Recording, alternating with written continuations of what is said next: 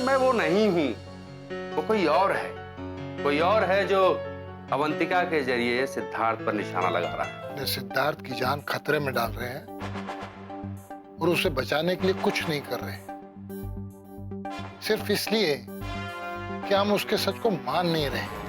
अब तो तुम्हें पता चल गया ना कि तुम्हारे सामने आने की हिम्मत है मुझे। फोन पे तो बहुत बोल रही थी, अब क्यों बोलती बंद हो गई? मैं तो तुम्हें पहले कभी मिली भी नहीं, मैंने तुम्हें कभी देखा भी नहीं। तुम मेरे और मेरे परिवार के पीछे क्यों पड़े हो? मैंने कहा ना कि मैं तुम्हारा दुश्मन नहीं हूँ, लेकिन हाँ, मैं तुम्हारे दुश्मन के लिए काम कर रहा हूँ। और वो कौन है? हो सकता है कि तुम उसको देखो तो पहचान लो, लेकिन ये भी हो सकता है कि वो तुम्हारी जिंदगी का आखिरी दिन हो। तुम ये कहना चाहते हो कि तुम भाड़े के टट्टू? मेरी बेइज्जती करने का बहुत ही शौक है ना तुम्हें? अभी तक तो मैं सोच रहा था कि मेरे बॉस आके तुमसे खुद ही बात करेंगे, लेकिन तुम्हारा ये बड़बोलापन, इसको देख के लग रहा है कि मुझे खुद ही तुम्हें सजा देनी पड़ेगी।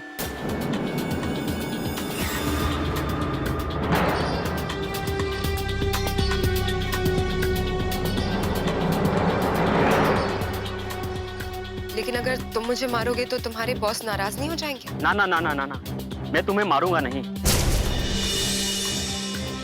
बल्कि ये तेजाब ये तुम्हारे चेहरे पे डाल के तुम्हारी खूबसूरती बिगाड़ दूंगा, ताकि मुझसे बदतमीजी की सजा तुम्हें पूरी जिंदगी याद रहे।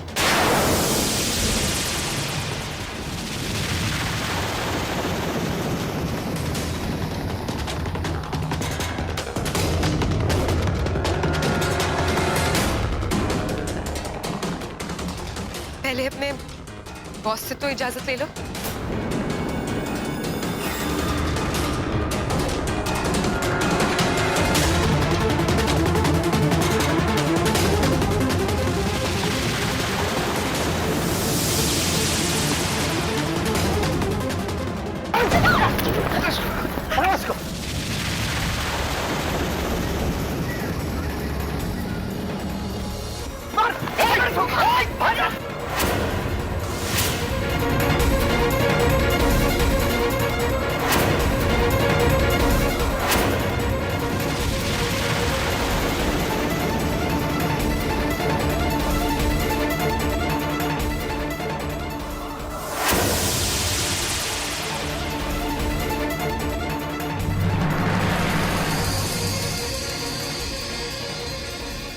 अरे ये था वो काला बिल्ला जो मेरे मलाई में मुंह मार रहा था। पता नहीं पगला पकड़ा जाएगा कि बचेगा।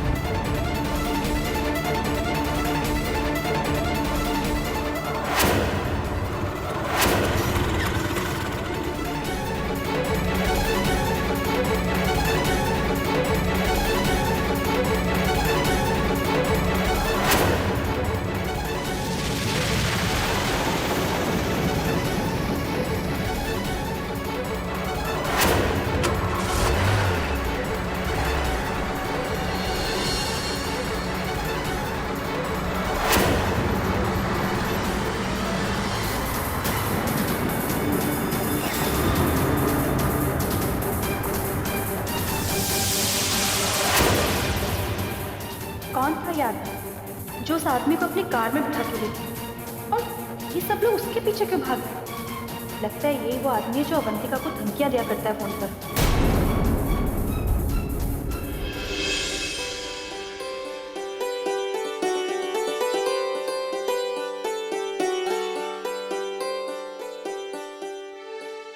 ये तुमने क्या सुबह शाम वॉक का चक्कर शुरू करवा दिया है भाई? डॉक्टर ने कहा है आपके लिए वॉकिंग बहुत जरूरी है। अरे हेलो प्रतिमा बेटा, कैसी हो? बहुत अच्छा किया तुमने फोन किया। आपकी तुम्हारे पापा है ना, देखो ना वॉकिंग के लिए आते ही नहीं है। हाँ, बड़ी मुश्किल से आज खींच कर लेकर आई हूँ। जब भी कहती हूँ तो मना कर देते हैं। दिन भर तुम्हारे पापा पता नहीं कहाँ घूमते रहते हैं, और लौटकर जब आते हैं ना तो इतने थके हुए लगते हैं, बीमार लगते हैं, बीमार। जब चेकअप के लिए कहती हूँ ना तो तरह तरह के बहाने बनाते हैं। बात करो अपने पापा से और समझाओ इन्हें। हाँ, ये क्या समझाएगी मुझे? यार समझाओ पापा को। हेलो बिटिया, कैसी हो? पापा, मम्मी कह रही है कि आजकल आपकी तबीयत ठीक नहीं है, आप बहुत ज्यादा मेहनत करने लगे हैं। तुम तो अपनी मम्मी को अच्छी तरह से जानती हो, उन्हें तो हमेशा मैं बीमार थका हुआ ही नजर आता हूँ। पापा, मैं जानती हूँ कि आप किन मजबूरियों से गुजर रहे हैं, पर लेकिन प्लीज आप अपना ख्याल रखिए। आप हमारे लिए बहुत अनमोल हैं पापा। अरे मैं जानता हूँ मेरी बेटियां मुझसे कितना प्यार करती है। मेरी जिंदगी की डोरी उनके हाथों में है। बस मैं तो यही चाहता हूँ कि मेरी बेटियां इसी तरह खुश रखें ताकि मेरी जिंदगी ठीक ठाक आगे चलती जाए। वो सब ठीक है पापा, लेकिन आप बात को टालने की कोशिश मत कीजिए। आप जाइए और जाकर अपना चेकअप करवाइए। अरे क्या तू भी अपनी माँ की बातें सुनती रहती है? सच्चाई बताऊं क्या है, वो मुझसे बोर हो चुकी है। हाँ, इसलिए कहती है बीमार दिखते हो, थके हुए दिखते हो। हाँ पापा प्लीज सीरियस हो जाइए ना पापा, प्लीज। अच्छा भाई, सीरियस हो जाता हूँ। एक खुशखबरी भी बतानी थी। ऑफिस में मेरे काम से मेरे जो बॉस है ना, वो बहुत खुश है और मुझे नई नई जिम्मेदारियां देनी शुरू कर दी उन लोगों ने। अरे वाह, ये तो बहुत अच्छी बात है पापा। हाँ बेटी, लेकिन बेटा एक बात समझ नहीं आई। उसी ऑफिस में एक लड़का है मोहित, वो जो बातें करता है ना, उससे मैं कंफ्यूज हो जाता हूँ। पापा, इसका हल तो सीधा सा है। अगर उन नई जिम्मेदारियों को लेने से आपके ऊपर काम का बोझ नहीं पड़ता है तो आप वो जिम्मेदारियां ले लीजिए, वरना ना बोल दीजिए। अरे बेटी, कैसी बातें करती हो बेटी? तुम तो अच्छी तरह से जानती हो कि तुम्हारे पापा पे कोई भी काम कभी बोझ नहीं होता है।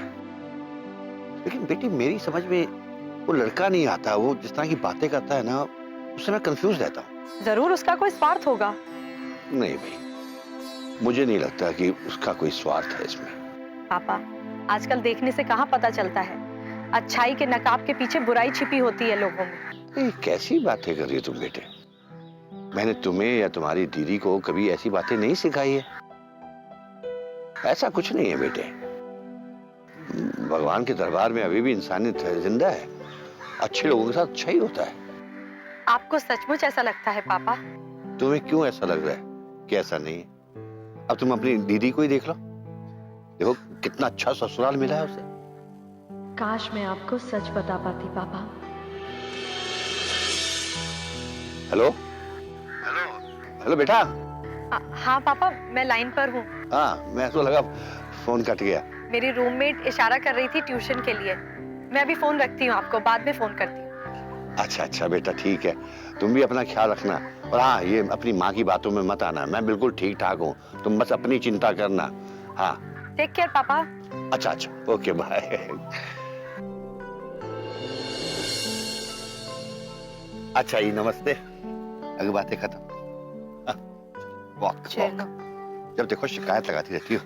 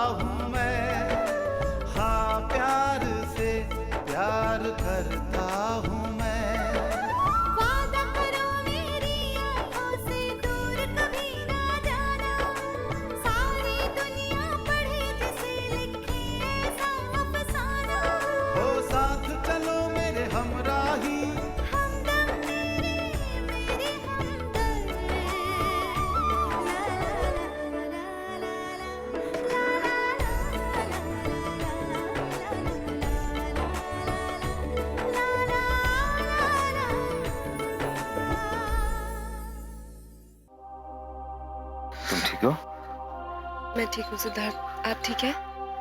ठीक हूँ मैं। और वो आदमी उसे पुलिस स्टेशन ले गए ना? हमारे हाथ से छूट के भाग गया। तो अब क्या होगा?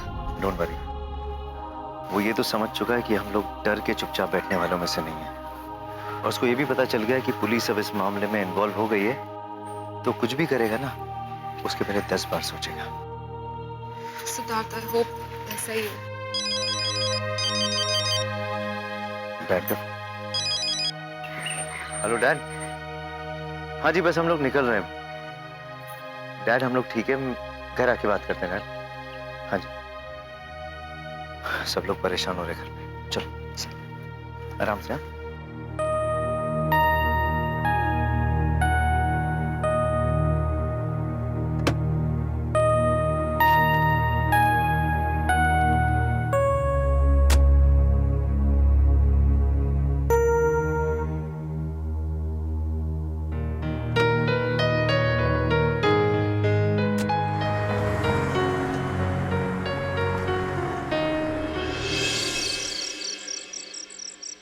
डैड, मैंने वो कार रोकने की बहुत कोशिश की मगर मैं रोक नहीं पाया और वो हमारे हाथ से निकल गया।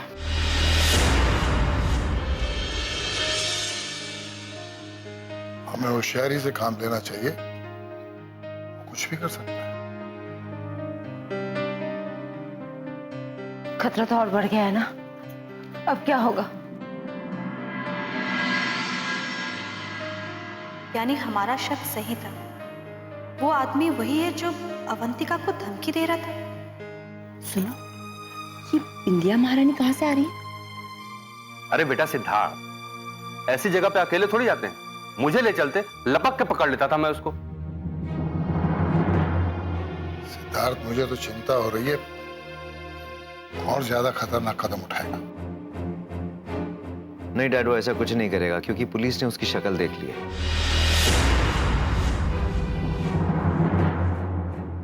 तो मेरे हिसाब से वो अपने बिल में अब छुप कर बैठा रहेगा क्योंकि उसे पकड़े जाने का खतरा होगा इस वक्त। लेकिन सिद्धार्थ, उसने खुद कहा था कि वो तो सिर्फ एक मोहरा है। हमारा असली दुश्मन तो वो है जो उसे कार में बिठाकर लेकर गया था,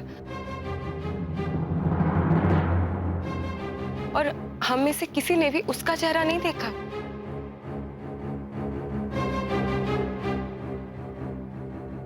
पुलिस उसे भी ढूंढ लेगी। अब वो हमारा कुछ नहीं बिगाड़ सकता।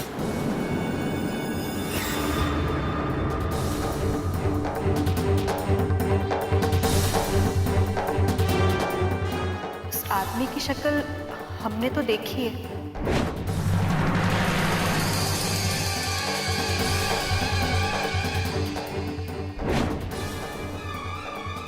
कुछ भी कर कर उसका पता तो लगाना ही पड़ेगा।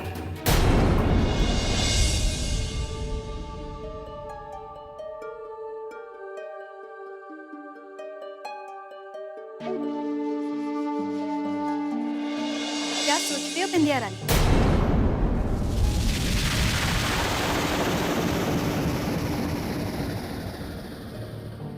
हम ये सोच रहे थे कि अब तो सारी बातें साफ हो गई है, और अवंतिका को जो धमकी भरे कॉल आ रहे थे वो मामा नहीं कर रहे, तो क्यों ना हम मामा को ये बता दें कि हमने उस कार वाले लड़के का चेहरा देखा है। पागल हो गई हो क्या तुम? इतनी बड़ी बात, इतनी कीमती बात, तो मामा को क्यों बताना चाहते? क्यों? क्योंकि अब हमें मामा पर कोई शक नहीं, और वैसे भी हम लोग पार्टनर हैं, तो क्यों हम उनको इतनी बड़ी बात ना बताएं? भूल गई क्या? तुमने अपने कानों से उन्हें ये बात करते सुना था कि जिस दिन उनका ये मकसद पूरा हो जाएगा वो तुम्हें दूध में से मक्खी की तरह निकालकर बाहर फेंक देंगे। याद है? तो फिर ये बेवकूफी भरी बात क्यों कर रही हो? और इस कीमती जानकारी को अपने पास रखो। क्या पता सही वक्त पड़ने पर ये तुम्हारे काम आ जाए। और हाँ, एक बात याद रखना, इस खेल में हर पत्ता जोकर है। क्या पता कब कौन सा पत्ता तुम्हें पूरी बाजी जिता दे। बात तो सही है तुम्हारी, ये पत्ता तुरुप का पत्ता साबित हो सकता है और पूरी बाजी पलट सकता है, इसलिए ये बात हम किसी को नहीं बताएंगे। और ये पता लगाने की कोशिश करेंगे कि वो लड़का कौन है और कहाँ है।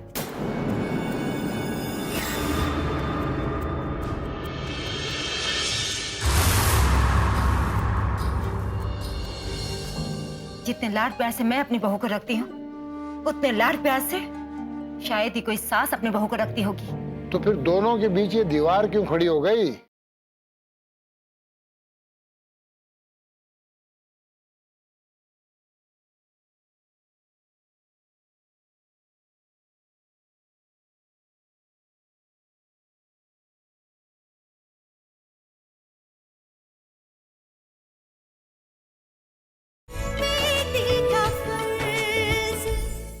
बेवकूफ, अकल नहीं है कि तुम्हें? सर मुझे माफ कर दीजिए, मैं ऐसी गलती दोबारा नहीं करूंगा। इडियट, तुमसे ऐसी गलती हो कैसे गई? सर मैं उस लड़की की बातों में आ गया। उसने फोन में मुझसे ऐसी बातें की कि मैं अपने आप को रोक नहीं पाया सर। वो शराब, तभी तुम उस लड़की के सामने अपना चेहरा दिखाने चला गया। सर मुझे माफ कर दीजिए। एक बेवकूफ और एक अक्लमंद में क्या फर्क होता है तुझे पता है? एक अक्लमंद को अगर पूरी ताकत मिल जाए तो वो अपना होश नहीं खोता है, और अगर एक बेवकूफ को थोड़ी सी भी ताकत मिल जाए तो वो अपनी औकात भूल जाता है, बिल्कुल तेरी तरह। सर मुझे माफ कर दीजिए, अब ऐसी गलती नहीं होगी।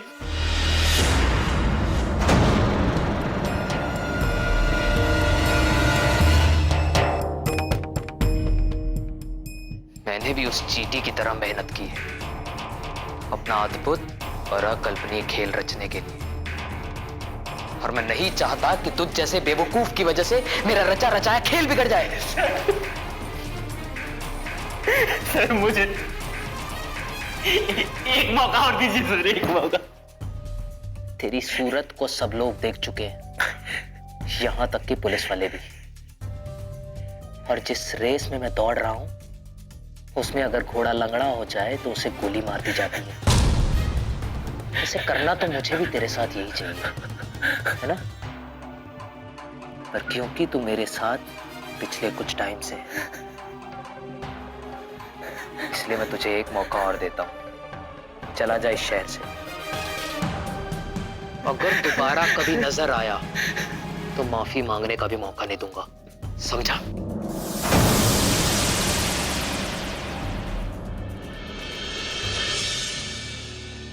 शारदा, अब तो तुम्हें भरोसा हो गया ना कि अवंतिका झूठ नहीं बोल रही थी। उसे वाकई धमकी भरे फोन आ रहे थे। अवंतिका की बात पर अगर कोई शक करता है तो इसके लिए वो खुद जिम्मेदार है। इस घर में कोई एक हादसा नहीं हुआ है, एक के बाद एक कितने हुए। अब अगर उस पर कोई भरोसा करे तो कैसे? अच्छा भाई ठीक है, तुम्हारी बात सही, ओके, लेकिन अफसोस की बात यह है कि वो आदमी बच निकला है। हम ये पता नहीं कर पाए कि इन सब के पीछे कौन था। मैं जो कह रहा हूं जरा सोच कर देखो। यहाँ बैठ बैठ बैठ, यहाँ बैठो, यहाँ बैठो। तुमको पता है हमारी प्रॉब्लम क्या है? हम पहले अवंतिका को उसके जुर्म की सजा सुना देते हैं और बाद में उसका जुर्म साबित करने में लग जाते हैं। आप ऐसा करते होंगे, लेकिन मैंने ऐसा कभी नहीं किया। जितने लाड प्यार से मैं अपनी बहू को रखती हूँ, उतने लाड प्यार से शायद ही कोई सास अपनी बहू को रखती होगी। तो फिर दोनों के बीच ये दीवार क्यों खड़ी हो गई? आपके कहने का मतलब क्या है? मैं लड़ाकू हूँ, झगड़ालू हूँ, मैं इस घर में अशांति फैलाती हूँ, और आपकी और बहू दूध से धुली हुई है ना? अगर शांति से मेरी बात सुनोगी ना तो समझ में आ जाएगी। शारदा, जैसा तुम समझती हो अवंतिका को, वो वैसी नहीं है। अच्छा, कैसी है वो अवंतिका? इंसान के रूप में देवी है, साक्षात लक्ष्मी का रूप है। पहले मैं भी ऐसा ही समझता था कि अवंतिका ही गलत है, और मैंने उसे परेशान करने में कोई कसर नहीं छोड़ी। लेकिन जब मुझे ये एहसास हुआ कि जो कुछ हम उसके साथ करते हैं उसमें उसकी गलती कम और हमारी ज्यादा है, अगर तुम भी अपने अंदर का गुस्सा थूक दोगी ना, तो तुम्हारे अंदर की नफरत, ये कड़वाहट अपने आप खत्म हो जाएगी। कभी खत्म नहीं होगी ये नफरत, ये कड़वाहट, क्योंकि ये बीज मैंने नहीं, उस अवंतिका ने बोया है। मैं उससे हार मानने वाली नहीं हूं, समझे आप?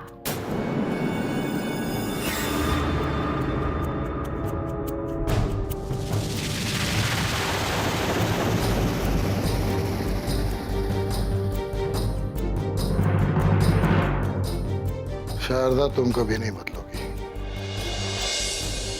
कुछ नहीं होगा मुझे। जानती हो क्यों? क्यों? क्योंकि तुम मेरे साथ।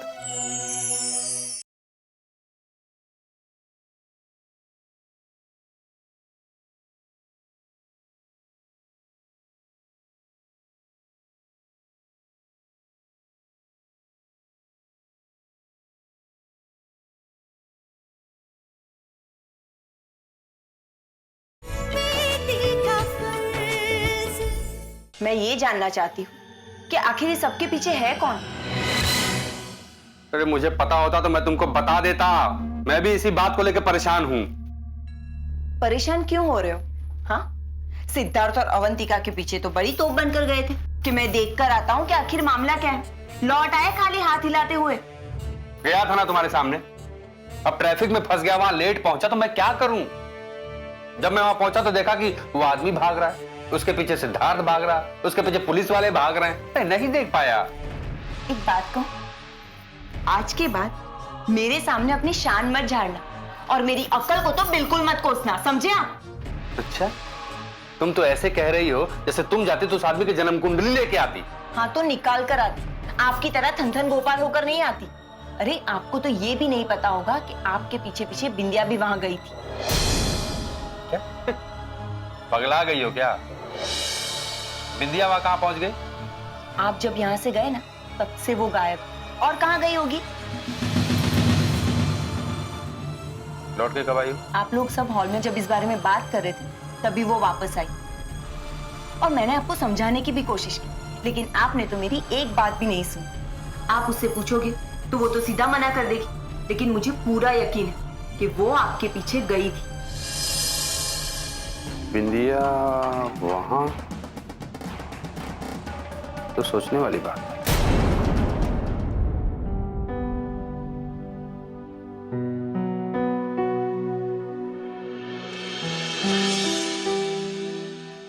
क्या बात है अवंतिका, तुम इतनी परेशान क्यों लग रही हो?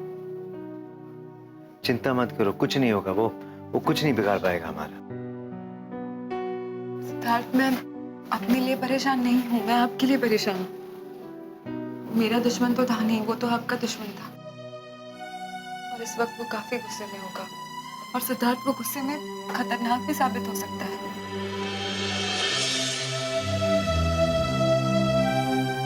कुछ नहीं होगा मुझे। जानती हो क्यों?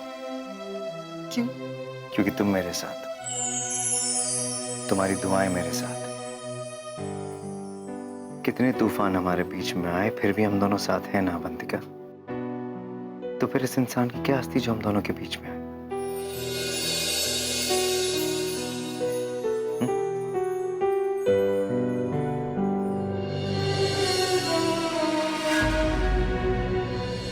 जिन लोगों ने इस घर की इज्जत की धज्जियां उड़ाई, इस घर की इज्जत का ख्याल करके ही मैं चुप हूं। अंजलि के जन्मदिन पर इस घर में कोई झगड़ा हो जो उसे अच्छा नहीं लगेगा।